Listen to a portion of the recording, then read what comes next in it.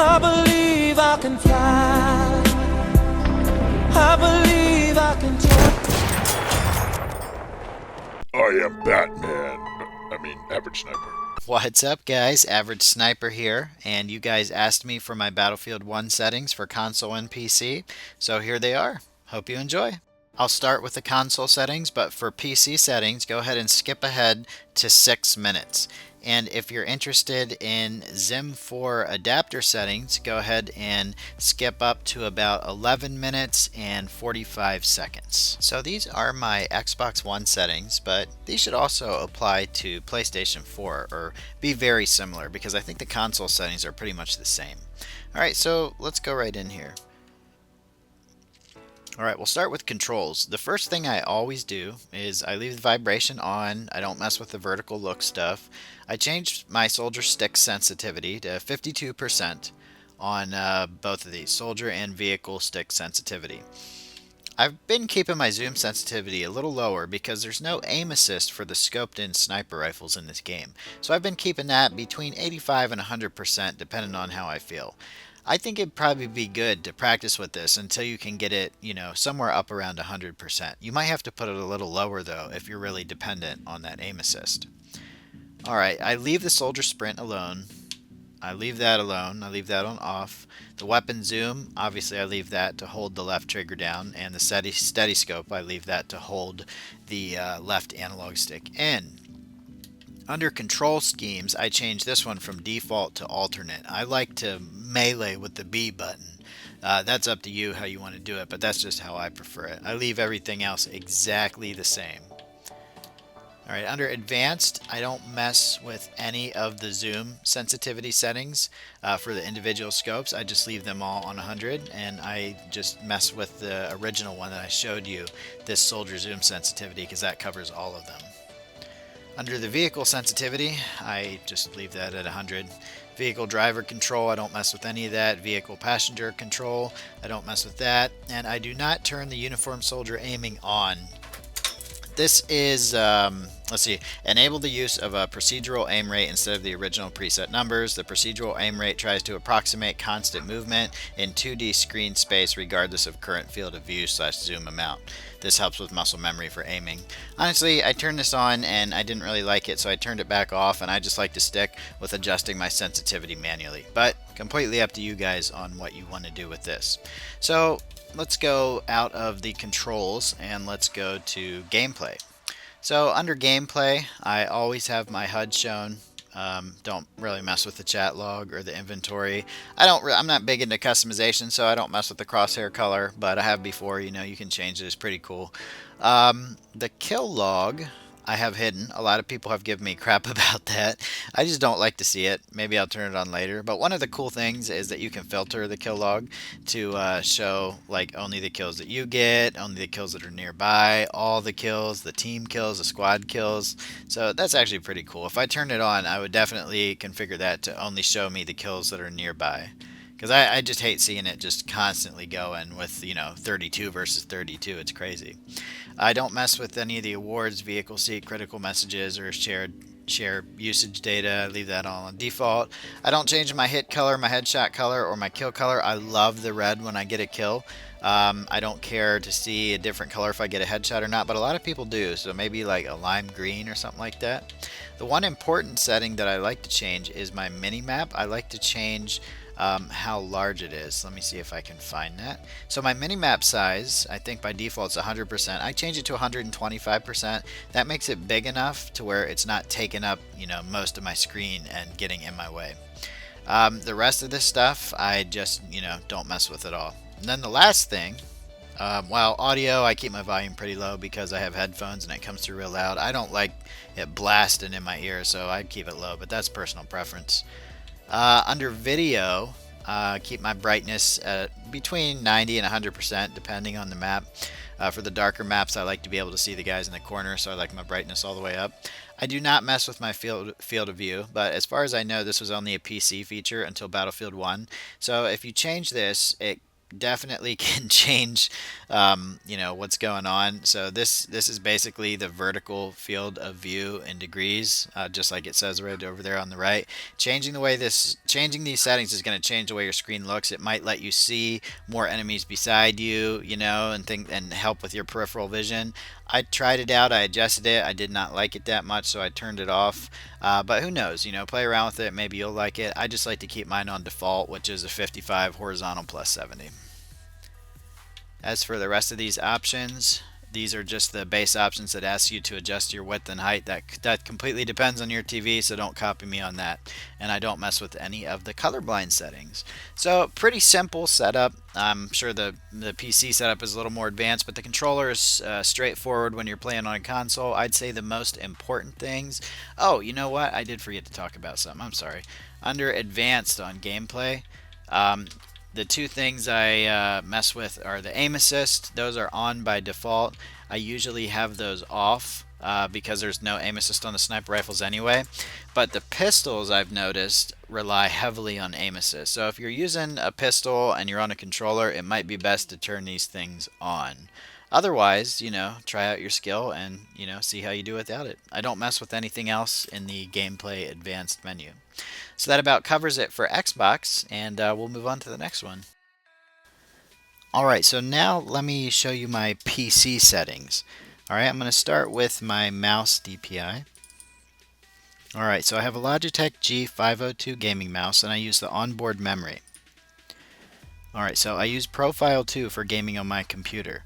Alright, and I have 4 DPI sensitivity levels defined: 400, 800, 1600, 2400, and a polling rate set of 1000. This is actually the default for Profile 2, and I found that it worked perfectly for playing in-game after adjusting the sensitivity in-game down a little bit, because this was just a little too high. I like a lower sensitivity, but I like it to be smooth enough to where I can react, pretty fast in close quarter situations.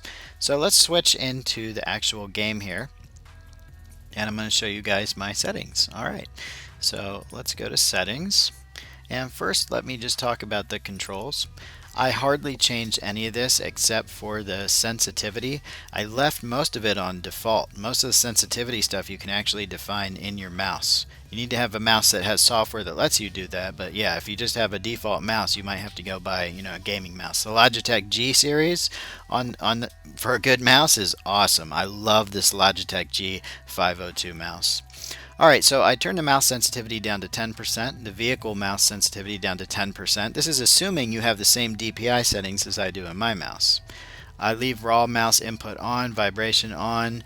I don't mess with the flight stuff. The soldier stick sensitivity I leave at 50% because I don't use I leave all this default because I don't use a controller. But if you do use a controller on your PC, then this stuff you probably want to adjust. But this won't do anything, for your mouse. So that's why I don't mess with anything with that. The zoom sensitivity I leave on 100%.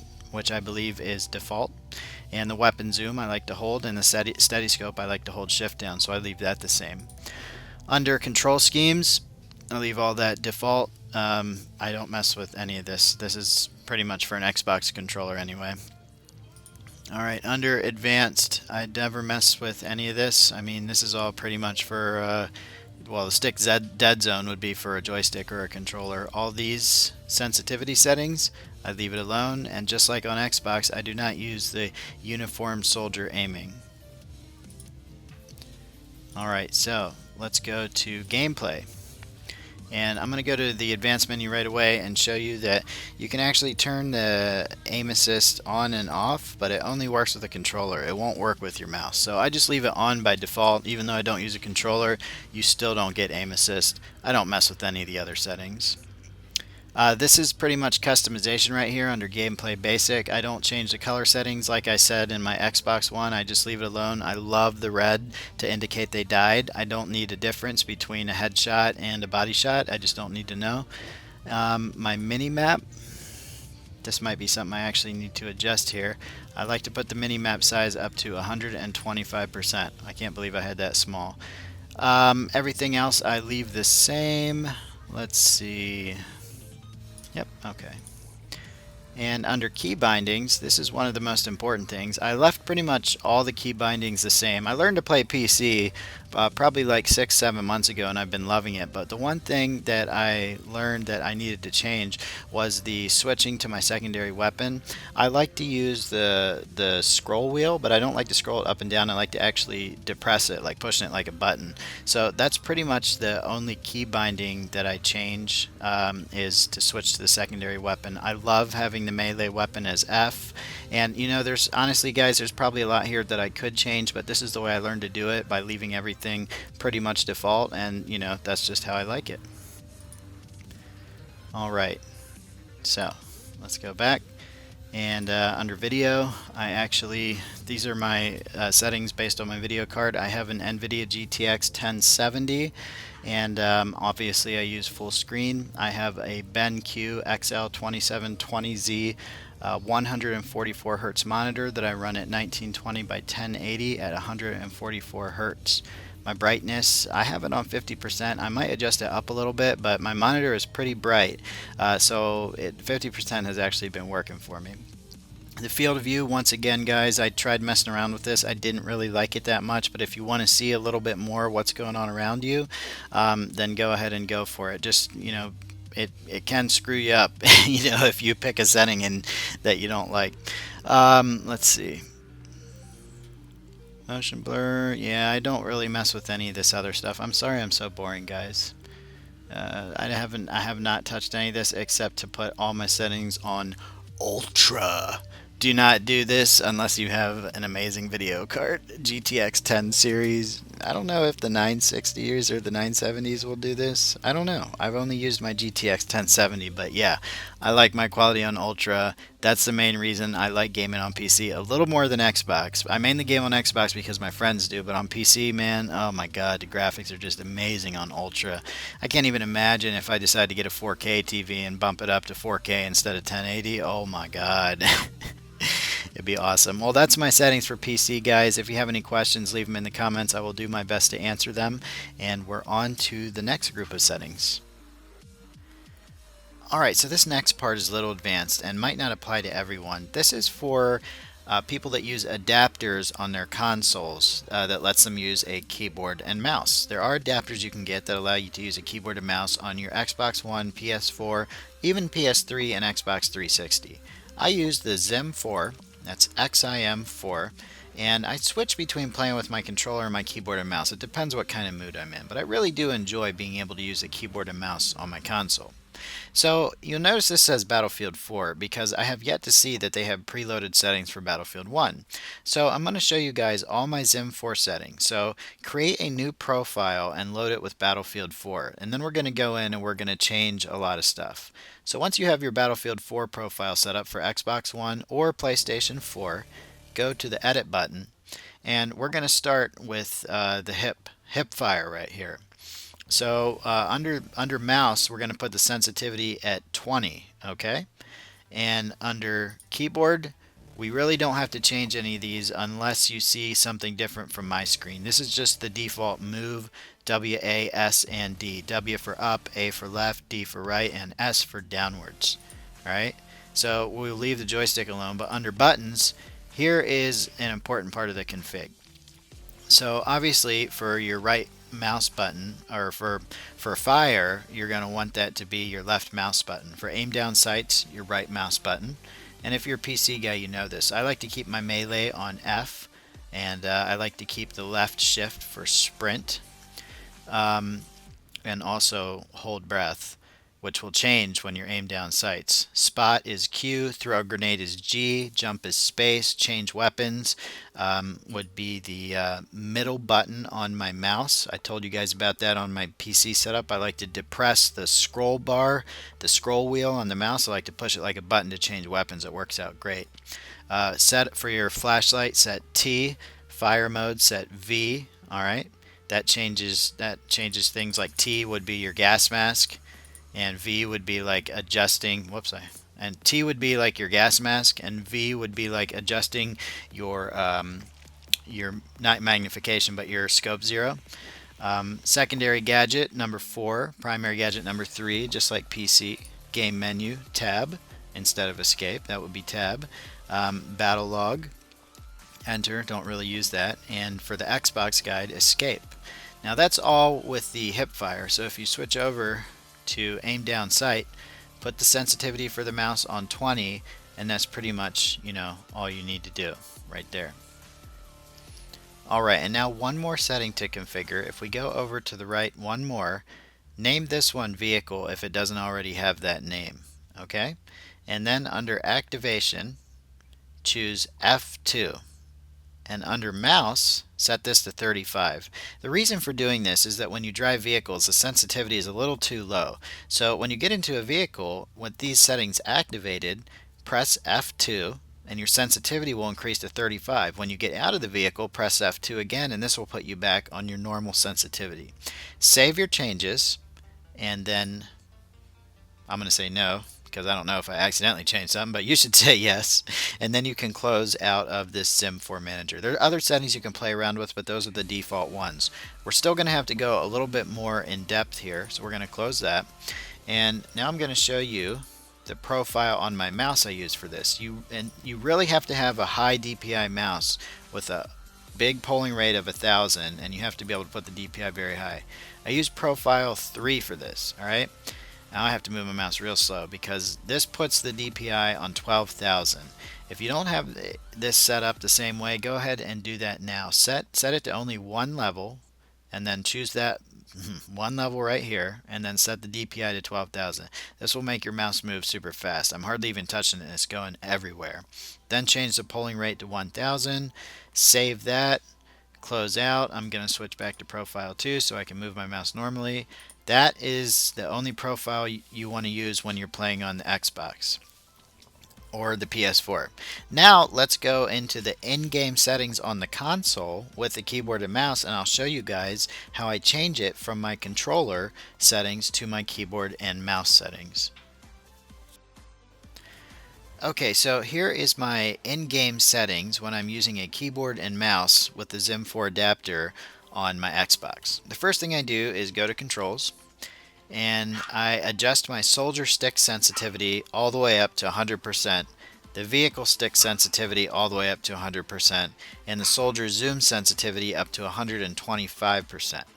Then under control schemes on my controller, I have this as alternate, but I leave this as default. Leave it as default if you just use the settings that I showed you, because they won't work if you don't.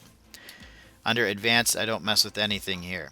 Now under gameplay, alright, I go to gameplay and then I go to advanced, and I take my aim assist, usually it's on yes for the controller, and I turn it off. You do not want aim assist with the mouse. It's going to mess you all up. Trust me, you do not want that. Alright, and that's pretty much all there is to it. So turn your aim assist off, make sure that your control scheme is on default, make sure your soldier stick sensitivity is set to 100 all the way. If that's too much, you can turn it down. If it's not enough, you can turn it up in the Zim 4 program. The soldier zoom sensitivity, I said I like to keep it at 125, but you can turn it up more if you want. This is just these settings I try to keep as close as possible between my PC, my controller, and my keyboard and mouse on the console. So this is it, guys. I hope you enjoyed this video. You asked me for it, and that's all she wrote. Thanks for watching, and I'll see you guys on the next video. Thanks again. Later.